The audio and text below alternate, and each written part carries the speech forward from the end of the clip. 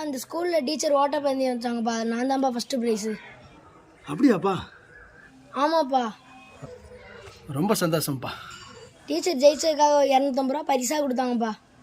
ஆ, teacher கொடுத்த 250 ரூபா பரிசில் ஒரு செருப்பு எடுத்துகிட்டு வந்துட்டேன்ப்பா.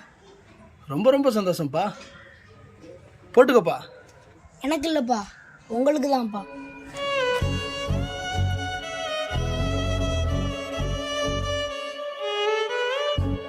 பா போட்டுக்கோப்பா.